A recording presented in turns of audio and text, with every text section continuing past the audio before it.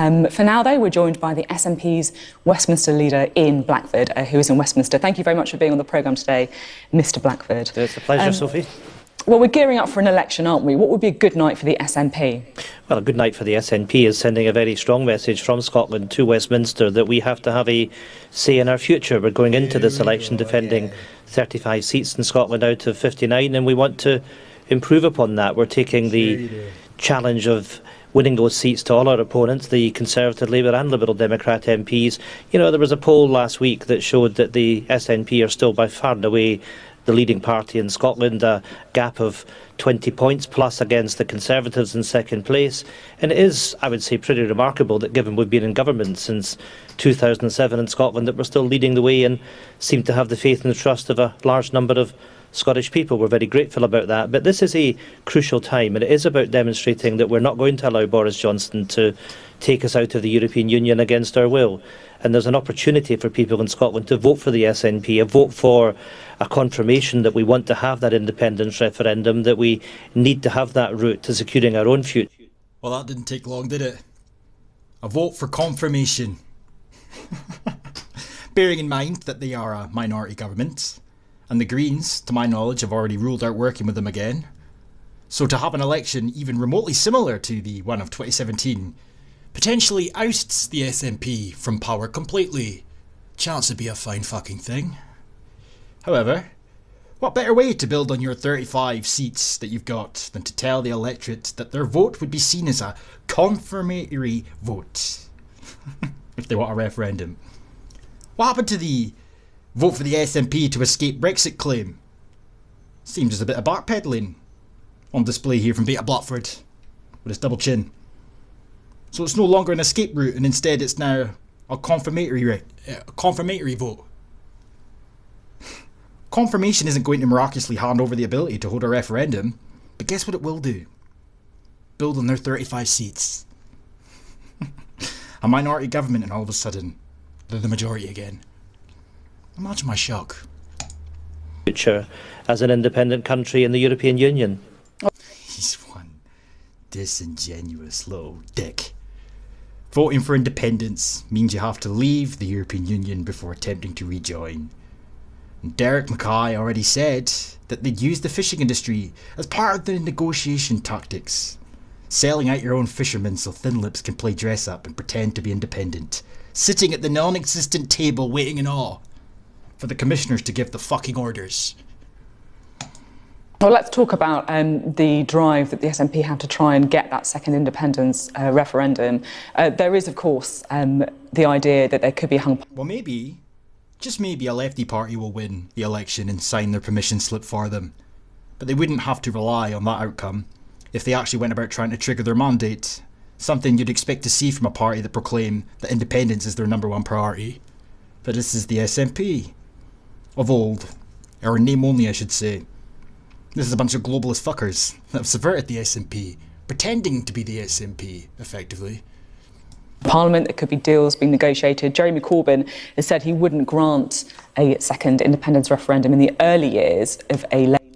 It's interesting, this question, purely for the fact that in relation to Jeremy Corbyn and the suggestion of waiting a few years, there's an interview with Sturgeon and that Peston guy, as well as Sturgeon and this woman here, where a similar question was asked in relation to waiting a few years, and the response from Helmethead in both interviews is what you'd expect: bullshit and dodging, ducking and weaving, without mentioning the 2021 mandate and how it, no, the 2021 general election, and how it pretty much refreshes their mandate, meaning it's null and void. Labour administration. Is that good enough for you, or does it need to be next year? Well, I think what everyone has to recognise, whether it's Boris Johnson, whether it's Jeremy Corbyn, is that when the SNP went to the polls in 2016 in Scotland for the Scottish election, we did that on a manifesto commitment that if there was a change in circumstances, then we'd reserve the right to have a referendum. We won. Oh, no. I'm going to have to come back and redo this video, or just to add in the clips that need to be added in at the appropriate moments, it seems. Supporters frequently ask me two questions about the EU referendum. The first is, how can you support independence and back Scotland's membership of the EU? Well, the answer to that is simple. I believe that independent countries must cooperate to tackle common challenges. Every member of the EU is an independent country working with others for the greater good. The second question is whether a Brexit vote will mean a second independence referendum. Well, here's what the SNP manifesto at the recent election said about that.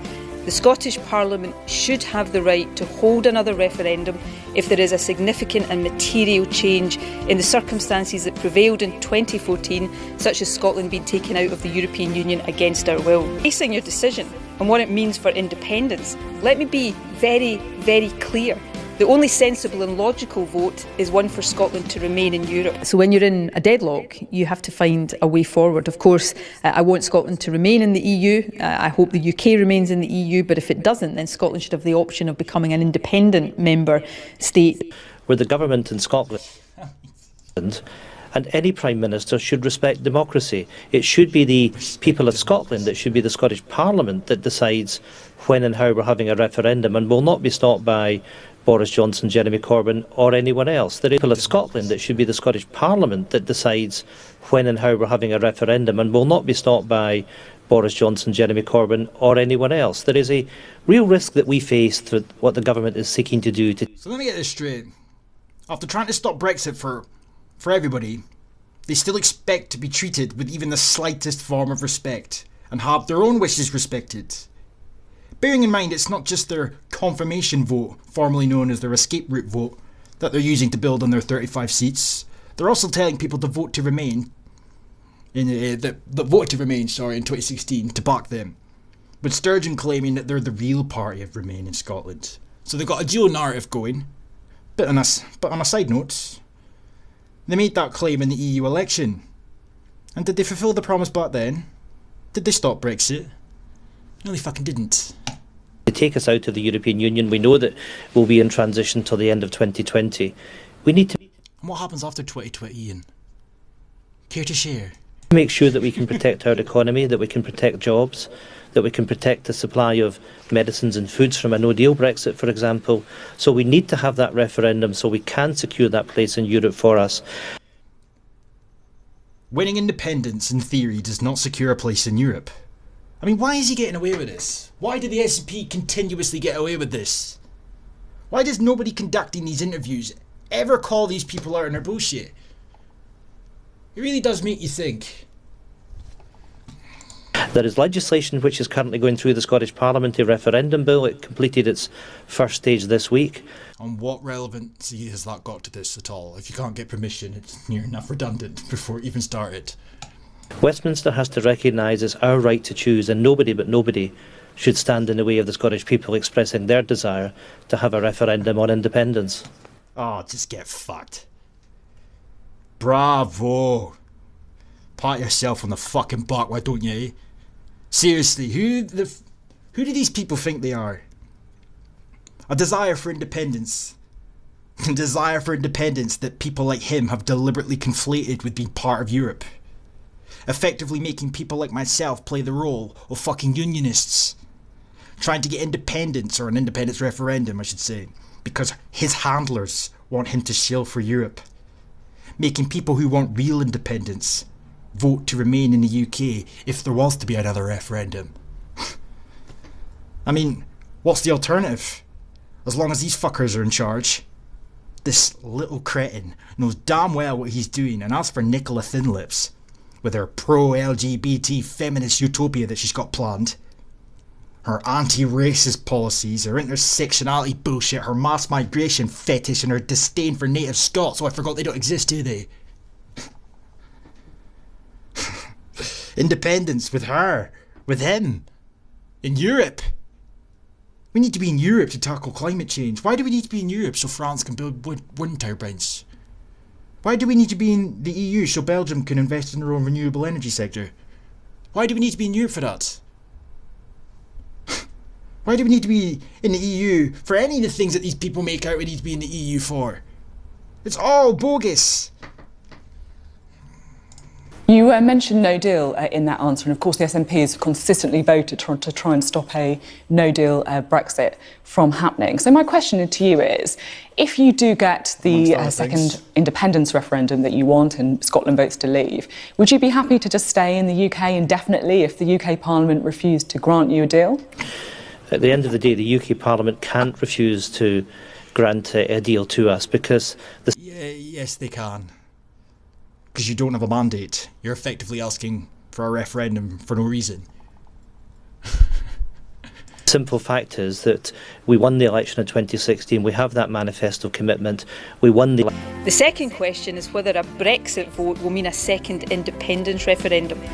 Well, here's what the SNP manifesto at the recent election said about that. The Scottish Parliament should have the right to hold another referendum if there is a significant and material change in the circumstances that prevailed in 2014, such as Scotland being taken out of the European Union against our will. It could be... I swear I'm coming back. I'm going to have to insert some clips here, like... That a deal is not agreed, though, in the same way that a deal, well, it has been agreed with the EU, but it's been consistently blocked by the UK Parliament. You could absolutely see that situation happening. Well, you're talking about... I'm not quite sure what you're saying. You're talking about Westminster refusing to give us a referendum. Are you talking about a deal on Europe? I'm talking about a deal. Well, if you're talking about a deal on Europe, at the end of the day, we've done an economic impact assessment published by the Scottish Government just a few weeks ago that shows that on Boris Johnson's deal, that the economy in Scotland would be 6% weaker than what it would be by staying in the European Union. We're never going to vote for anything and support anything that's going to cost jobs of people in Scotland. Why would we do that? It's inconceivable that we would do so. We want to stay in the European Union. We know that one. Said repeatedly that we'll do what we can to make sure that all of the UK stays in the European Union. That's in all our best interests. But ultimately, we have got that right to choose our own future in Scotland and choose to become... No. This is the point. They don't. If they did have the right, they wouldn't be asking for permission, for one.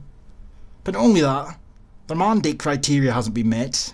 Nothing has effectively changed, and by his own admission just there. If they wish to continue trying to stop the UK leaving the European Union, then they're potentially postponing Brexit even further away from where it is supposed to be now.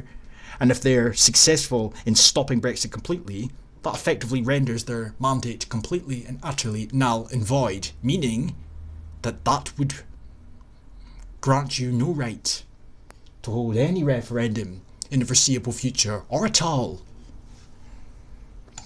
An independent nation in Europe, because it's about what we would then do with that. It's about the desire that we have, the burning desire to grow our economy, to deliver fairness, to take our climate change responsibilities seriously. But of course, whilst we're still in the United Kingdom, we will work with others to stop Brexit, because for us, this... Yes, redistributing all our wealth while poverty increases. But as long as Zambia and Malawi are surviving the detriment of a climate that's changing all the time, as long as they're okay, as long as Sturgeon can sleep easy at night, eh? Campaign, as much as anything else, is about stopping Brexit, something which... Yes, okay. And just remember, folks, if this fat little wanker does stop Brexit, if the SNP are successful in stopping Brexit, it'll be stopped at all. They have no mandate anymore. And as for voting for them for a confirmation vote to sway Westminster to grant them permission, unless a lefty gets in, or unless the Parliament ends up coming back hung, there is no way in fuck that they are going to be able to fulfil that promise. I'm starting to lose track of how many broken promises there is at this point.